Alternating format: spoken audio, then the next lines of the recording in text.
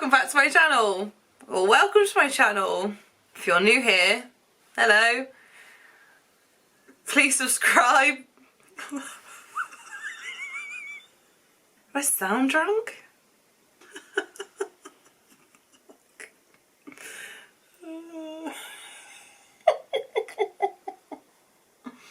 Because I feel drunk.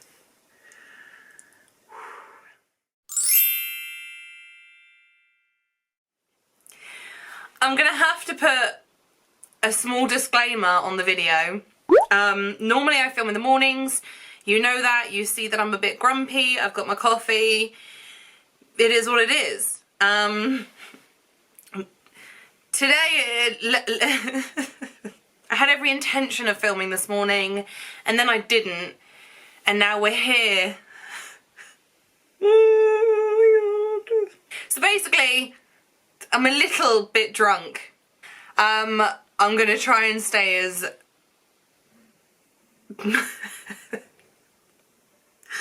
oh God. So today I want to talk about brush basics. I think a lot of people struggle with which brushes to use, what brushes have what purpose, and just what they're all about. So I just want to go through a basic set of brushes today to tell you what the kind of their predominant purpose is for each brush, what you can use them for, and what to look out for if you're looking for a particular brush to do something that you need in your makeup routine. So I'm going to start off this video. Stay tuned if you want to see me it up. So the first brush I'm going to mention is the tapered, thin, typically foundation brush. So the old school foundation brushes you used to see, they were quite like this. A lot of the time they're a little bit bigger, they're a bit more domed rather than tapered into like a little triangle, and they're quite flat and thin, as you can see. This is synthetic bristles, so these are very good for laying down liquid and cream products. It's quite an old school brush to have the foundation brushes that used to look like this. Personally, I have steered away from those now. I think there's other brushes that can do more for you and can achieve different things in your makeup look to get the result that you want, whether it's a bit more blended out, whether it's a bit more coverage. I think these are a bit basic, but it's a good staple to have in your kit if you've got one already. It's good to lay down colour because it will pack it on quite strongly. There's no kind of fluffy bristles there to take away any of the coverage or anything. I do actually find this quite beneficial when I want to pat out my under eye concealer if I've put quite a heavy amount down, but as a result I do tend to go in with my finger just to make sure it's completely blended, because this hasn't got any thinner, fluffier bristles. It doesn't blend as well, it just kind of lays down product. Second brush I'm going to talk about is a denser, more packed brush. So this is an example. This is one of my iconic brushes.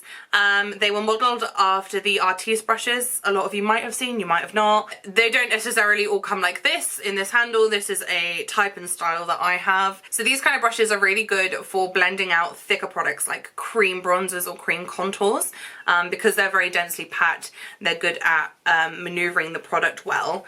So if you've got a thicker coverage kind of foundation, like some of the KVD foundations are very strong, or a bronzer or contour, this is a good one to help blend that out. Or if you want a very, very full coverage foundation look, this doesn't soak up a lot of the product, so it's very good for packing coverage on and then blending that out and blending it well into your skin. Oh my God, this is a nightmare. Next is Kabuki brushes. Personally, I never really understood Kabuki brushes. I still kind of don't overly. I don't understand the name tag Kabuki, because I think there's a lot of brushes that could fall under that umbrella. But still, a Kabuki brush typically is a shorter stemmed, tighter packed bristle brush.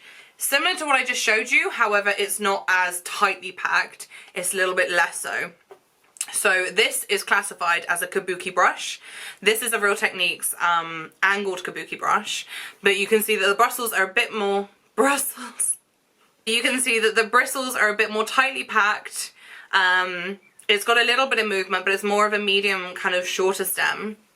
Typically, a Kabuki brush comes with a very, very short stem handle, and that's a good way of differentiating them from the other brushes. Kabuki brushes are very good for powders. Like, I personally think they're very good for powders.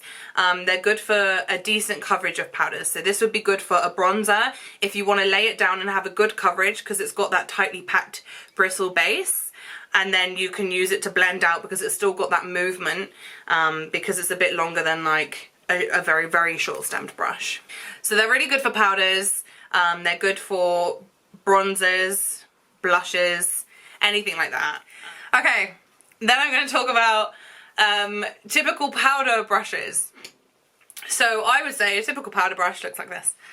And it's very similar to a Kabuki, but it's got a bit more movement, it's a bit more fluffy, it's not as... God, help me, that's not fluffy, that's a fluffy. So these brushes are very similar to Kabuki brushes, however, there's a little bit more movement in these bristles, they're a little bit more sparse, and so you get a bit more movement so that you can do better blending motions, and that it lays less pigment down, but it's very good as a blending brush.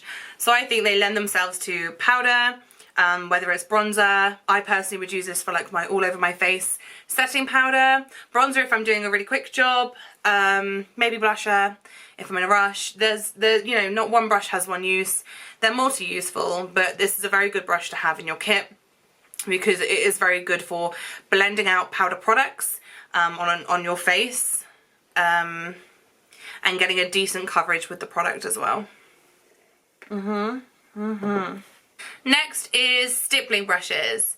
So a stippling brush looks like this, and it's very distinctive to see. The bulk of the brush has shorter packed bristles, and then there are longer bristles interspersed throughout the brush. In my opinion, stippling brushes are perfect for cream and liquid products. They put down the colour and the product well, but they give you that movement with the longer bristles to blend out as well as you can. I love to use these for liquid foundation if I'm looking for a lighter coverage, because the less packed the bristles, the lighter coverage your product. So if you have a denser packed bristle brush, you will get heavier coverage because it's laying down more of that product and then it's buffing straight onto the skin. However, it's a bit more sparse and a bit more light, you'll get less and it will blend a bit lighter on top of the skin and give you more of a natural lightweight product coverage. If this makes sense, it doesn't to me. But yeah, so that's a stippling brush. The sponge. There's many different sponges that you can get. This is a beauty blender. A lot of people have beauty blenders. You don't need to get a beauty blender. They're expensive. You can get a Real Techniques one, you can get a cheaper version of one, you can get whatever you want. But sponges are very good for liquid and some cream products. Personally, I much prefer them for a liquid product. But they're very good for laying down foundation, typically.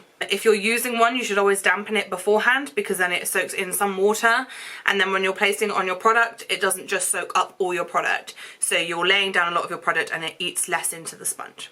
Sponges are great for foundation because they don't leave that typical brush mark if you're not blending well enough. So they will always leave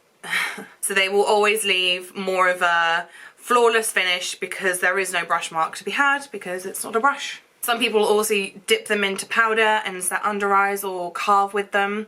Can be very handy. Sponges are very multi-useful. Typically they're used for liquid and creams, but you know, you can use them for whatever you want. I personally use sponges quite a lot. I think they're brilliant. Just make sure that you are keeping them clean, and to be honest, every so often, depending on how often you use it, you'll kind of know by the time that it's got a bit ratty. Every so often you should be chucking it and getting a new one. But to be fair, if you're treating your brushes like dirt, then the same goes for that. Next, I'm going to talk about fan brushes, which look like this. Fan brushes are typically used for highlighter. They kind of just are exactly what they sound like. They're a fan brush. This one is actually a stippling fan brush, as you can tell by the look of it. So it's got that shorter, packed bristles, and then it has the long bristles kind of fanned out through it. They're very good for putting on a highlight. This one particularly, because it's stippling, will give you more of a lighter, natural finish.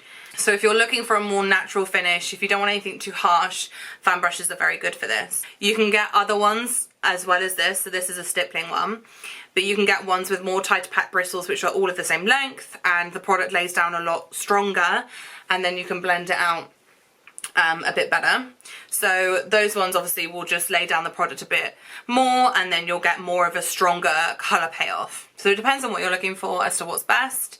A lot of people now use more of a big belly fluffy brush, something like this, and you can be a bit more particular with it, so you can lay it down exactly where you want it, whereas with these, because they're quite large with the fan, if you lay it down it covers quite a large surface area.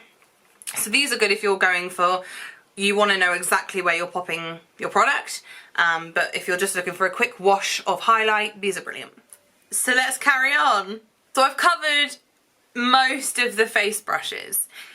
There's a million brushes out there, there's lots of different types, but basically the main gist of it all is a shorter, tighter packed bristle brush is more for laying down product and buffing it in for a fuller coverage, and a longer haired, more sporadic bristle brush is better for buffing in product for a lighter coverage. So on to eye brushes and the occasional lip brush. Large fluffy brushes. So I talked about it a second ago when I talked about highlighting brushes. This is a very large fluffy brush. This is just a very large fluffy brush. For eyes, I've talked about it quite a lot. I use this very often. This is the Morphe M504. This is basically a large fluffy brush. So it has longer stem bristles. It's tapered so that it's better for the eye shape, so it can sit in your crease and in your socket and help complement that shape. And because the bristles are a bit more fanned out, it's better for buffing colours. This kind of brush isn't ideal for laying down colours. The best use for this brush is for buffing out your colour gradients and for transition shades, and just cleaning up and buffing in those colours so that you have a nice gradient and smoked out eye look. You can get fluffy eye brushes in lots of different sizes. This is another favourite of mine, which is basically the same thing. It's still a fluffy brush, it's still got that tapered edge, it's just a bit more thinner and a bit smaller. So this kind of brush is very good for placing colour in specific areas and blending exactly where you need it.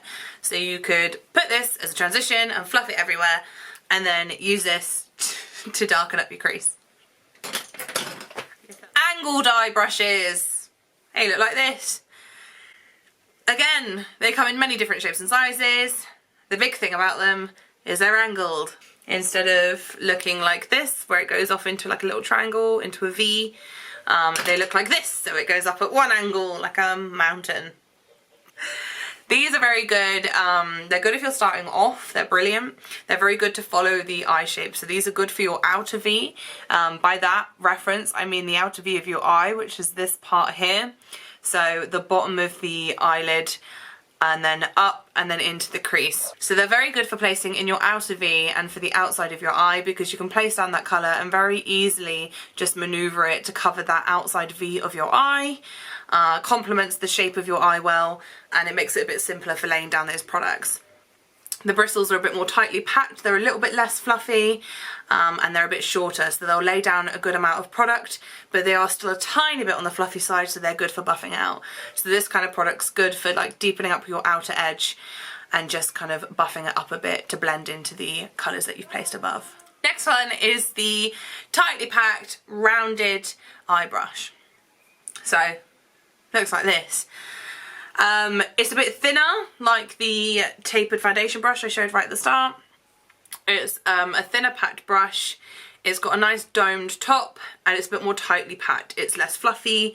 It's not the, you know, the bristles are a bit more condensed. So this kind of thing is brilliant for packing colour on. So tighter packed little domed brushes are brilliant for that kind of thing, for laying down that colour and giving you the best colour payoff. You can also get different styles, same as all the other brushes. This is basically the same kind of thing.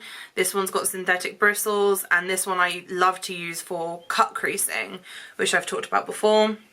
So these kind of brushes, because the bristles, like the foundation brush, it's basically like the typical foundation brush, that very thin, flat tightly packed, long-haired foundation brush. It's like kind of that on a small scale.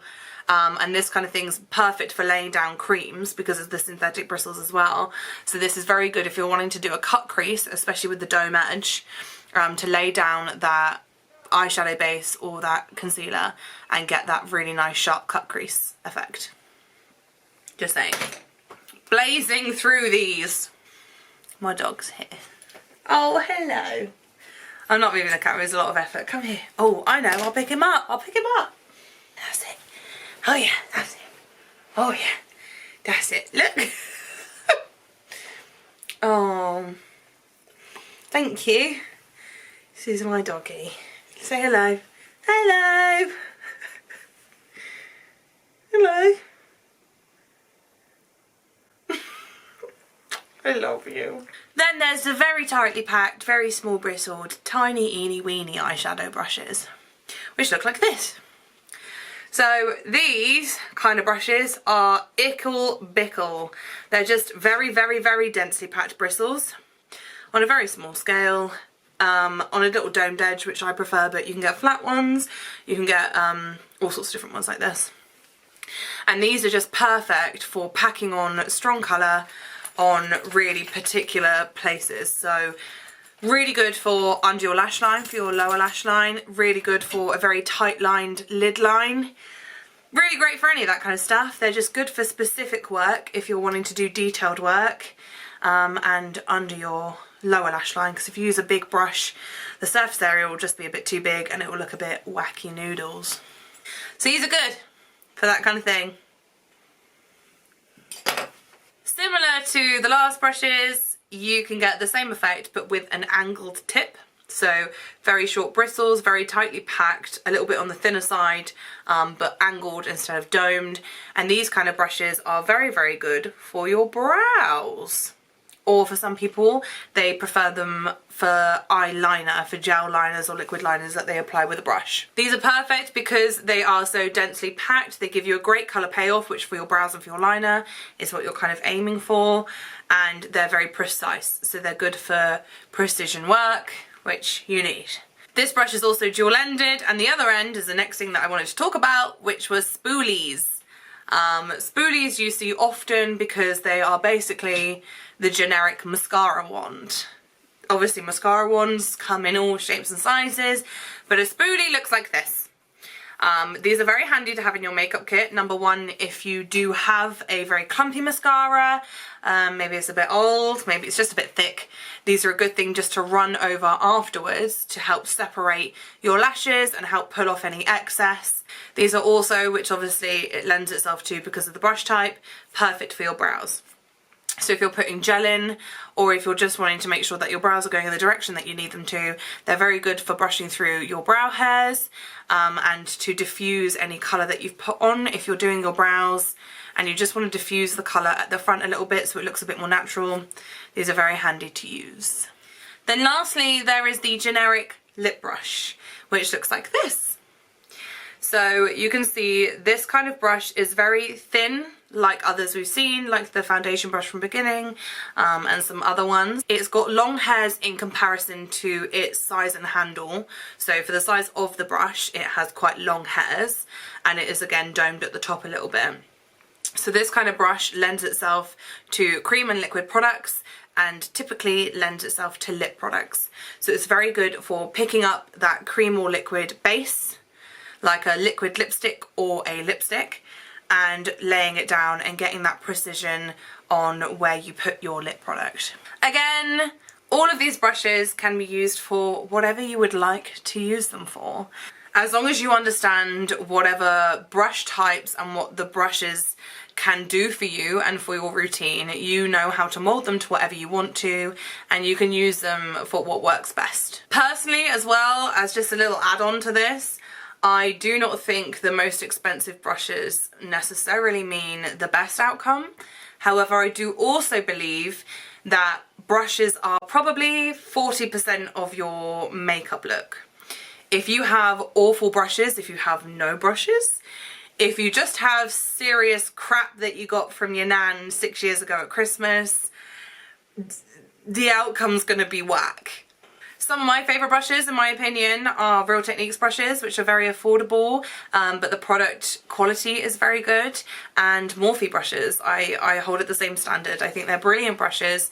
You get everything you need from them, but they aren't at a crazy price point because I don't think that is necessary. I hope you found it useful. Apologies that I'm not exactly sober for it. I wanted to do this morning. I had all the best intentions. It just did not happen. My gin-fueled brain has come up with all of this rambling mess, but I hope you could make sense of it. Let me know if there's anything else you'd like to see in the future. Let me know if there's anything in particular you found super useful, or if I was too drunk to even notice what I was talking about. If you could do with some clarification, feel free to PM me. If you haven't already, please, please, please, please, please subscribe to my channel. Click the little subscribe button. Click the bell to tell you when all my amazing videos are going to upload, and share some love. Tell me what you'd like to see. Tell me if you hate me. Tell me if you love me. Just message me. Please share it as much as you can. Please send me as much love as you can. It would go a long way, and I will see you in my next one. Okay. Thanks everyone. Bye.